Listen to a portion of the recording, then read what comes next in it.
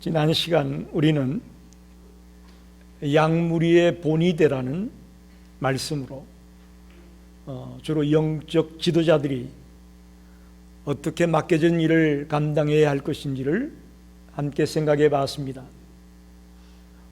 세 가지 이야기가 말씀드렸죠. 억지로 하지 말고 자원함으로 하라. 또 더러운 이득을 위해 하지 말고 즐거운 마음으로 하라. 주장하는 자세로 하지 말고 본이 되라. 영적 지도자들이 주님을 위해서 일할 때에 이런 자세를 가지고 일하라고 말씀을 드렸습니다. 이제 베드로전서의 마지막을 맞이했습니다. 이 마무리를 하면서 저자가 양떼들, 양무리들은 그럼 어떻게 생활해야 되느냐, 양떼들이 어떻게 살아가야 되느냐 하는 문제를 말하고 있습니다. 고난당할 때를 살아가는 양들이 사는 방법을 제시하고 있습니다. 더 쉽게 말하면 인도하는 사람들이 살아가는 방법이 아니고 인도함을 받는 성도들이 생활해 갈 방법들을 말하고 있습니다. 오늘 이 말씀을 같이 나누면서 은혜를 받고 싶습니다. 첫째는 겸손하라, 그렇게 말합니다. 겸손하라. 5절에 젊은 자들아 장로들에게 순종하고 다 서로 겸손으로 허리를 동이라 그랬어요. 여기 젊은 자들아, 이 젊은 자가 누구냐 하는 겁니다. 장로의 교육과 감독을 받는 일반 회중들, 일반 성도들을 의미한다, 그렇게 볼 수 있습니다. 또한 믿음의 성숙과 경험에 있어서 상대적으로 조금 어린 성도들을 젊은 자들이다, 그렇게 표현한다고 봅니다. 고난이 닥치면 성도들은 지도자의 인도와 가르침에 순종해야 합니다. 그것이 사는 길입니다. 그러기 위해서는 겸손해야만 된다는 것이죠. 그런데 어떤 사람들은 고난을 당해도 여전히 교만한 자들이 있습니다. 어리석고 미련해서 자기 힘만을 믿고 판단하며 행동하는 사람이 우리 주변에 너무나 많이 있습니다. 고난당할 때 우리가 사는 방법은 겸손한 것입니다. 성도의 올바른 태도는 하나님의 능하신 손 아래 자신을 철저히 낮추는 것입니다. 5절에 보니까 겸손으로 허리를 동이라, 이게 무슨 말일까? 곰곰이 생각해 보니까요, 이건 예수님이 수군으로 허리를 동이고 종의 모습으로 제자들의 발을 씻겼던 것을 연상할 수 있습니다. 성도들도 이렇게 예수님처럼 남을 섬기는 종의 모습처럼 겸손함으로 서로를 섬겨라, 그런 의미가 담겨 있다고 봅니다. 겸손으로 허리를 동이라. 예수님이 수군으로 허리를 동이고 제자들 발을 씻기던 모습, 그 모습을 연상시키는구나. 우리가 성도들을 그렇게 섬기고 사랑해야 되겠구나 하는 메시지가 담겨 있죠.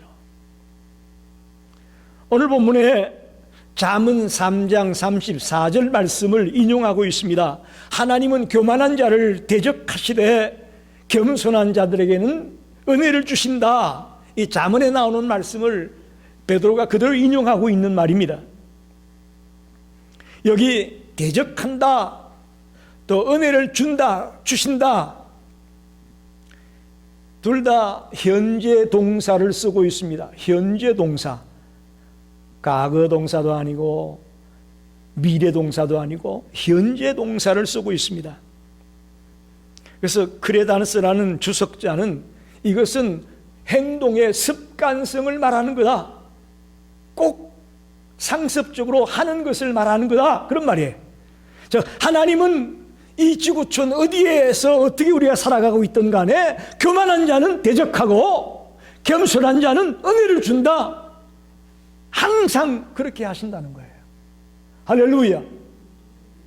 굉장히 깊은 뜻이 있습니다.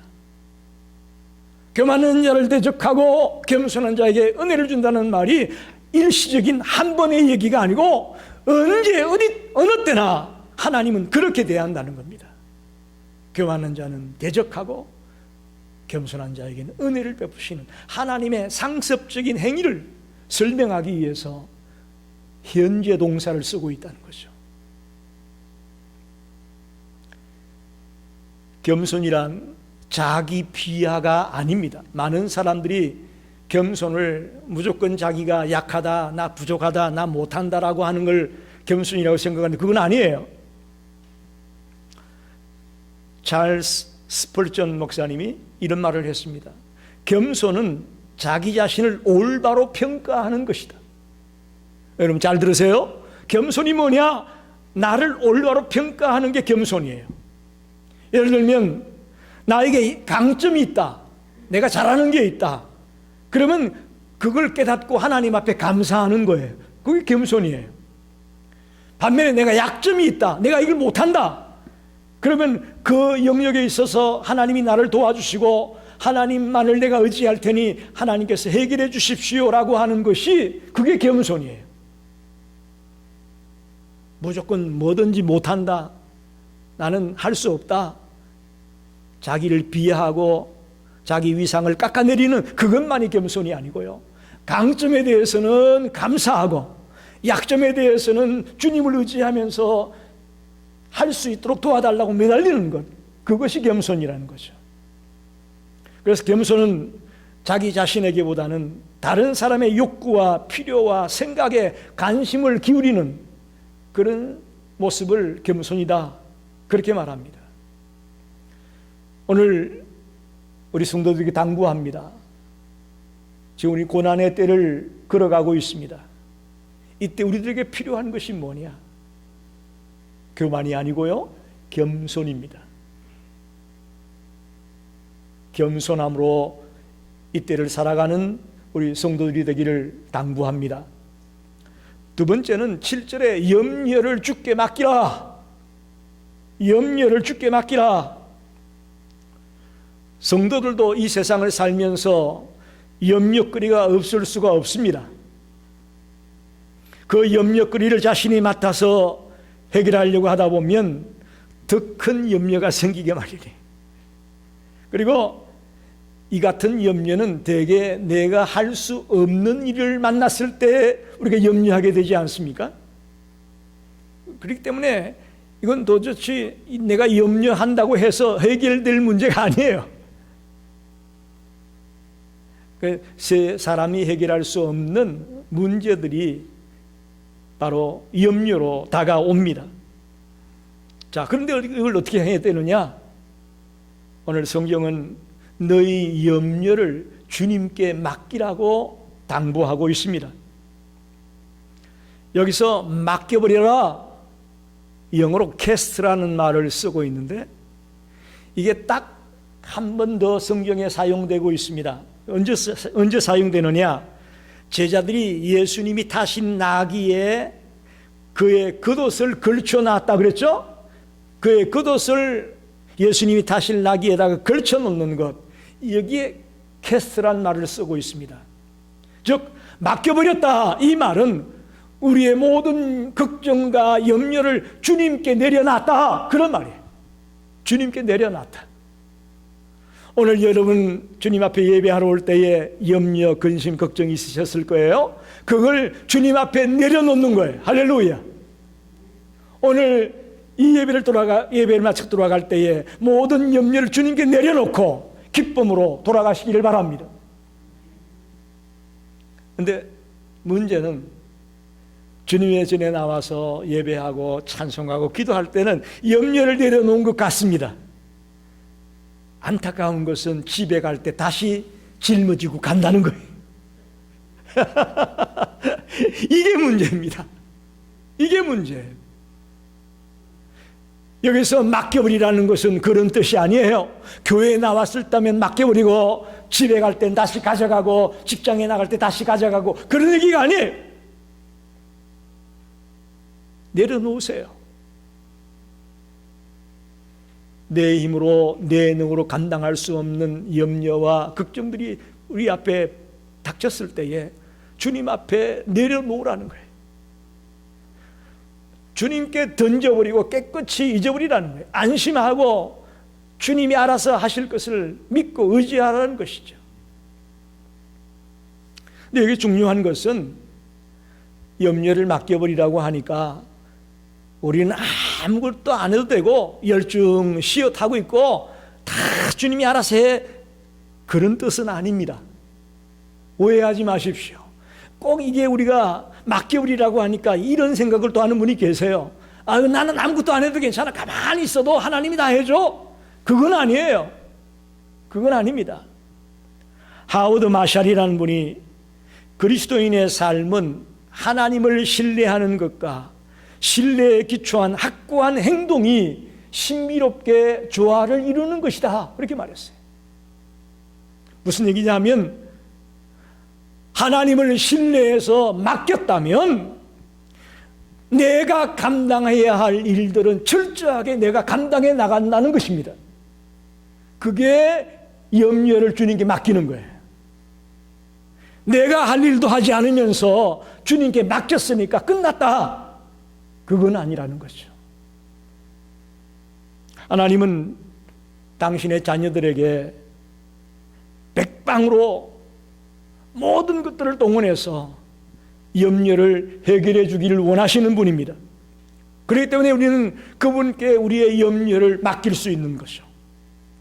그러나 나에게 맡겨준 일이 있습니다. 내가 해야 될 일이 있습니다. 그 일에 대해서는 확고한 행동으로 보여줘야 된다는 것이죠. 우리 성도들이 자기가 할 일을 감당하면서 하나님께 맡겨 나가는 그런 성도들이 되시기를 부탁합니다. 세 번째는 근신하고 깨어라. 8절에 그렇게 말하죠. 근신하라, 깨어라. 너희 대적 마귀가 우는 사자같이 두루다니며 삼킬 자를 찾는다. 많이 들었던 얘기죠. 우리가 많이 들었던 얘기예요. 우리가 왜 근심하고 염려하게 되는지 아십니까? 그 중에 하나는 적이 있기 때문이에요. 우리의 대적이 있기 때문에 그렇습니다. 오늘 그것을 성경은 사탄이라고 말합니다. 마귀라고 말합니다. 그래서 우리는 근신하고 깨어 있어야 된다라고 당부하는 거죠. 우리의 대적들이, 마귀가, 사탄이 우리를 삼키려고 눈을 부릅뜨고 있기 때문에 우리는 근신해야 되고 깨어 있어야 된다, 그런 말이에요. 근신이라는 말은 방종한 생활을 하던 사람이 자기를 절제하고 또 자기를 지키는 삶을 살아가는 것을 근신이라고 말합니다. 깨어라. 이것은 군인이 경계 건물을 쓸 때에 남들은 다 자고 있어도 그 경계 건물을 쓰는 보초는 눈을 부릅뜨고 맑은 정신으로 적이 이쪽에서 오는지 저쪽에서 오는지 아주 철저하게 감시하는 상태를 깨어 있다, 그렇게 말합니다. 저와 여러분이 근신하고 깨어 있어야 됩니다. 왜? 지금은 말세지 말입니다. 언제 어느 때에 대적들이 우리를 삼키려고 달려들지 모릅니다. 이럴 때에 우리가 근신하고 깨어 있지 않는다면 우리는 밥이 되는 거예요. 밥이 되는 거예요.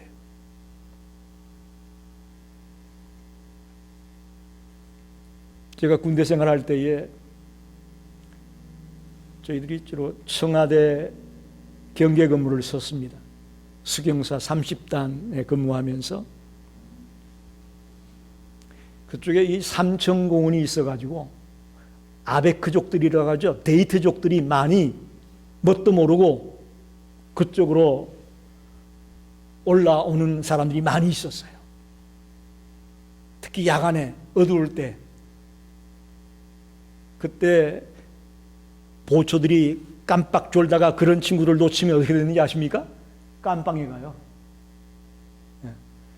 데이트족들이 올라오는 걸 차단하고 내려가게끔 해야 되는데 보초가 졸아가지고 놓친 거예요. 그럼 그 다음날 비상이 걸립니다. 그리고 그 친구들은 깜빵에 가요. 이처럼 무서운 거예요. 사탄이 삼킬 자를 두루 찾고 있다. 조금만 방심하면 우리가 그들의 밥이 된단 말입니다. 그래서 우리는 정말 깨어 있어야 되고 경계를 철저히 해야 된다는 것을 성경이 말하고 있습니다. 그럼 도대체 어떻게 대적할 거냐? 동물의 왕국을 보게 되면 이 사자가 먹이를 잡는 장면이 많이 나오지 않습니까? 여러분 자세히 보셨나요? 보게 되면 여러분 사자는 용맹스러우니까 동물의 왕이니까 아무거나 막 달려들어서 먹겠지 생각하면 오산이에요. 절대 그렇지 않아요. 아무리 힘이 세고 싸납지만 아무거나 공격하지 않는단 말이에요. 주로 어떤 사람을, 어떤 동물을 공격하느냐? 첫째, 먹는 데 정신이 팔려가지고 주변에 뭐 있는 거를 쳐다보지 않는 짐승들. 둘째, 무리에서 떨어져가지고 혼자서 배회하는 짐승들이 있죠? 같은 종류의 짐승들이 떼거리로 몰려다니는데 거기서 떨어져가지고 혼자 왔다 갔다 하는 친구가 있어요. 그 친구들이 밥이라는 거예요. 그리고 약하고 병들어서 상대방을 공격할 수 없는 그런 짐승들이 보이면 그것이 사자 밥이라는 거예요. 즉 힘이 세다고 뭔가 발악을 하고 이럴 짐승들보다는 그렇지 못한 방심하고 있고 나약해져 있는 그런 것들을 사자가 공격한다는 겁니다. 마찬가지로 사탄도 우리를 공격할 때에 물론 모든 성도들이 대상이 되겠지만 특별히 대상이 있습니다. 우리가 늘 깨어 기도하고 말씀을 사모하고 성령 충만함으로 살아가려고 하는 그런 성도들보다는 믿음 생활을 게을리하는 사람들, 그들이 사탄의 공격 대상입니다. 또 쾌락에 빠져서 영적인 잠을 자고 있는 사람들, 그들이 공격 대상이에요. 신앙 공동체에 모이기보다는 자꾸 세상으로 밖으로 떠도는 사람들 있죠. 밖으로 자꾸 떠도는 사람들, 그들이 이 사탄의 공격 대상이라는 거예요. 사랑하는 성도 여러분, 지금도 사탄은 삼킬 자를 두루 찾고 있습니다. 사자와 같이 우리를 물어 뜯으려고 혈안이 되어 있습니다. 이때 영적으로 잠자지 말고 근신하고 깨어 있어서 언제 어느 때에 그들이 나를 공격해 오더라도 대적할 수 있는 그런 하나님의 사람이 되시기를 간절히 부탁합니다. 마지막으로 10절, 11절에 보게 되면 고난당할 때에 소망을 가져라. 우리에게 소망을 가지라고 말하고 있는 걸 보게 됩니다. 베드로는 베드로전서의 마지막 부분을 긍정적인 말로 마무리를 하고 있습니다. 하나님이 모든 일을 알고 계시고 또 모든 것을 조절하고 계시다는 것을 성도들에게 말하고 있습니다. 그래서 아무리 불시험을 당하고 아무리 우리에게 환난이 닥친다고 하더라도 상관없다. 우리는 주님 안에서 희망을 가져야 된다. 소망을 가져야 된다. 그렇게 말하는 겁니다. 할렐루야. 제가 기도할 때 창조주 하나님이고 섭리자 하나님이라고 했습니다. 창조만 하고 말았다면 그것도 문제예요. 창조해 놓은 뒤에 애프터 서비스를 해줍니다. 그게 섭리예요. 할렐루야. 얼마나 세심한 배려를 갖고 계십니까? 우리를 이 땅에 태어나게 하시고 우리를 이 땅을 마칠 때까지 섭리하신다는 거예요. 돌보신다는 거예요. 그렇기 때문에 어떤 불시험을 당해도 희망을 잃지 말아라. 그게 베드로가 당부하고 싶은 얘기죠. 고난당한 자가 소망을 가질 수 있는 이유를 세 가지로 말합니다. 첫째는 우리는 하나님의 은혜를 받고 있기 때문에 그렇다는 거예요. 하나님의 은혜를 받고 있다. 여러분 어떻게 구원받게 됐나요? 은혜로 구원받은 겁니다. 선물이에요. 할렐루야. 예배소서에 보니까 구원은 하나님의 선물이라고 했습니다. 내가 똑똑하고 잘나고 착하게 살고 헌금도 많이 하고 내가 잘나서 구원받은 거 아니라는 거예요. 구원은 하나님의 은혜고 선물이에요. 우리는 하나님의 은혜로 구원받은 자입니다. 구원받을 때에만 하나님의 은혜가 임하는 것이 아니고 우리가 구원받은 이후에 살아갈 때도 늘 끊임없이 하나님의 은혜가 우리 가운데 있음을 믿습니다. 그래서 우리를 온전케 하고 강하게 하고 믿음에 굳게 서서 흔들리지 않게 하시는 분입니다. 그래서 그 하나님의 은혜가 늘 내 옆에 있기 때문에 우리는 소망을 가질 수 있는 거예요. 두 번째는 우리는 영광스럽게 되고 있기 때문에 그렇습니다. 영광스럽게 되고 있다. 무슨 얘기냐? 우리는 그리스도 안에서 영원한 영광에 들어가도록 부르심을 받은 자입니다. 할렐루야. 주님과 같은 그런 영광된 자리에 들어가도록 부르심을 받은 자가 우리 크리스찬들입니다. 그래서 아무리 이 땅에서 고통을 당하고 고난을 당하고 어려울지라도 이건 잠시 지나가는 거예요. 잠깐 고통이 있을지라도 지나간단 말이에요. 지나간다는 거예요. 한번 묻습니다. 우리가 안 죽고 여기서 영원히 살 수 있나요? 오늘도 우리 권사님들, 집사님들하고 같이 차를 타고 오면서 그런 얘기가 나왔어요. 200세까지 산다고 좋은 게 있겠느냐고. 언젠가는 한 번은 돌아가는 것이 인생이라는 거죠. 그렇습니다. 언젠가는 우리는 한 번은 가야 되는 것입니다. 그래서 그 끝 순간에 우리에게 찾아오는 것이 그리스도와 같은 영광된 자리에 우리가 들어가게 된다는 거예요. 그래서 이 고통이 우리를 힘들게 하고 괴롭게 해도 잠깐이면 지나갑니다. 그리고 우리 앞에 영원한 영광의 순간이 예비되어 있기 때문에 우리는 고난 속에서도 소망을 가지고 살아갈 수 있다라고 말하는 것이죠. 마지막으로 우리는 시련을 통해서 그리스도의 성품으로 육성되어 가기 때문에 고난 속에서도 소망을 가질 수 있다는 것을 말하고 있습니다. 여기 온전케 한다. 10절에 그렇게 말하죠. 온전케 한다는 말이 뭐냐? 영어로 보니까 리스토어라고 되어 있어요. 리스토어. 이건 깨어진 뼈를 붙이는 거예요. 의학적으로 말하면 깨진 뼈를 다시 붙여가지고 정상적인 뼈로 만드는 것, 그걸 리스토어라고 말합니다. 또 손상된 배를 수리해서 정상적인 배로 만들어내는 것을 온전케 한다, 리스토어한다, 그렇게 말합니다. 자, 보세요. 베드로는 예수님을 부인했던 실패자였습니다. 그런 베드로가 리스토어 당했어요. 성령 강림으로, 오순절 성령 강림으로 그가 새롭게 되어져서 이제는 남은 생애를 주님을 위해 전폭으로 드리는 사람으로 바뀌어졌어요. 이게 리스토어 된 거예요. 온전케 된 거예요. 그러니까 베드로는 자기의 경험에서 나오는 거예요. 우리가 고난 속에서도 소망을 가져야 되는 이유는 하나님이 이 시련을 통해서 우리를 리스토어 한다는 거예요. 새롭게 하고 성숙하게 만들어준다는 거예요. 하나님이 우리를 리스토어하는 온전케 하는 도구가 몇 가지 있습니다. 첫째는 고난이 도구입니다. 고난이라는 도구를 통해서 우리를 온전케 해 나갑니다. 여러분 살면서 고난 안 당해본 계신가요? 제가 여러분 살아온 걸 대강 다 들어서 알고 있는데 다 고난 속에서 사셨어요.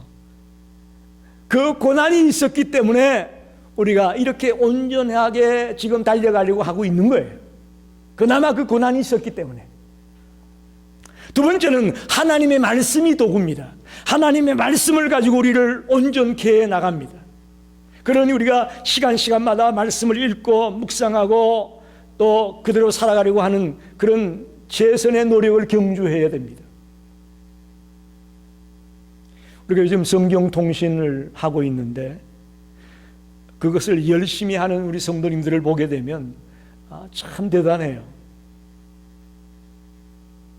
그걸 1년 동안 하게 되면 성경을 한번 보게 되거든요.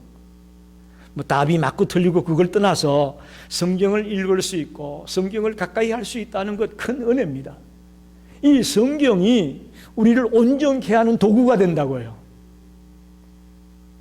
세 번째는 성도들의 교제와 교회 안에서의 모든 활동을 통해서 우리가 온전케 되는 겁니다. 여러분, 교회에 나왔을 때에 여러분 구경꾼으로 있다가 가지 마세요.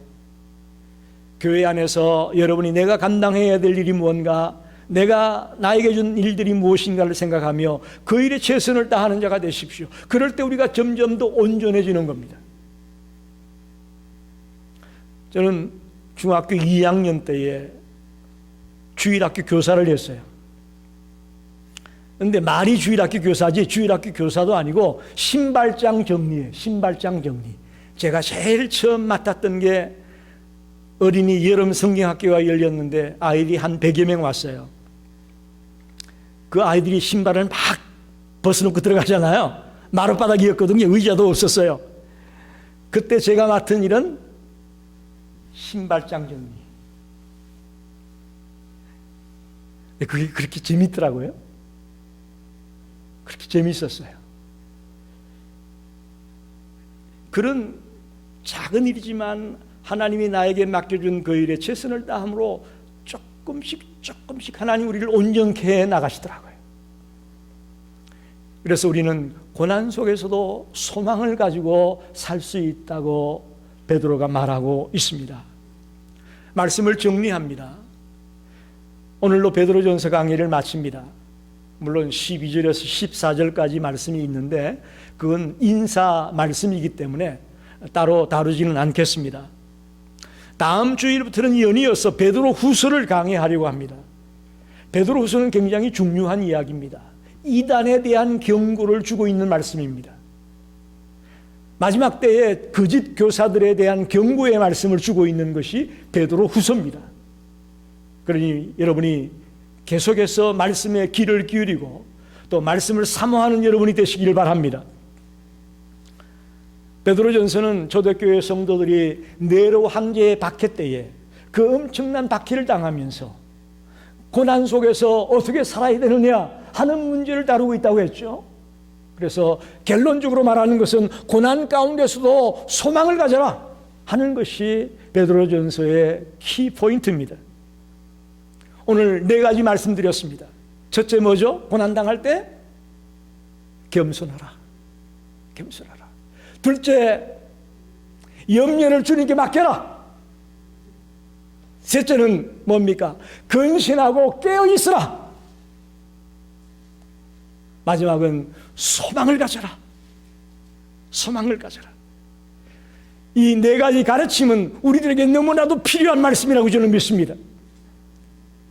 아무리 좋은 말씀도 한 귀로 듣고 흘려버리면 무슨 소용이 있겠어요? 무슨 소용이 있겠어요? 단 한 가지라도 붙들고 실천하는 성도들이 되시길 바랍니다. 삶의 현장에 나가서 이 4가지 말씀을 붙들고 살아가려고 할 때에 그 속에 능력이 나타나고 그 속에 역사가 나타나는 겁니다. 하나님의 말씀은 그 말씀을 붙들고 살려고 할 때에 역사가 일어나는 거예요. 지식으로만 갖고 있는 그 하나님의 말씀은 별로 파워가 없습니다. 한마디의 말씀이라도 그걸 내가 실천에 옮기면 그 속에 다이너마이트와 같은 폭발력이 일어나는 거예요. 그래서 내 가정이 변하고 내 직장이 변하고 내 사업장이 변하고 내가 가는 어떤 단체가 변화되는 역사가 일어나는 것이 내가 말씀대로 실천에 옮겼을 때 일어나는 겁니다. 오늘날 교회는 팬데믹이라는 불시험을 만났습니다. 지금은요, 얼마나 많이 보이고 얼마나 큰 교회 건물을 갖고 있고 이런 것이 아무런 의미가 없습니다. 저희 집 옆에 윌로크릭 처치가 있어서 자주 지나갑니다. 그 넓은 파킹락 텅텅 비었고요, 그 어마어마한 빌딩 텅텅 비어 있습니다. 이때 가장 중요한 게 뭔지 아십니까?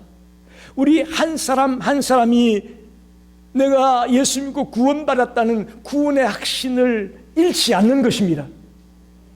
그리고 더 나아가 삶의 현장에서 내가 예수 닮은 자로 살아가려고 하는 것입니다. 그게 중요한 거지. 몇 명이 모이고 어떤 멋진 교회 건물이 있고 그런 것이 아무런 의미가 없다는 거예요. 이제 앞으로의 교회나 목회의 방법이 바뀔 것이라고 말하고 있습니다. 바뀔 것이라고 말하고 있습니다.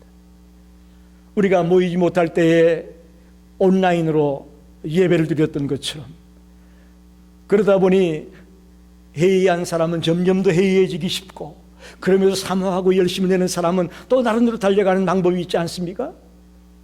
지금이 바로 그런 때입니다. 이럴 때에 소망을 가지라고 베드로가 당부하고 있습니다. 우리 모든 성도들이 오늘 주어진 이 말씀을 꼭 기억하고 이 말씀대로 실천하려고 결단한 성도들이 되시기를 주의 이름으로 축원합니다. 기도하겠습니다.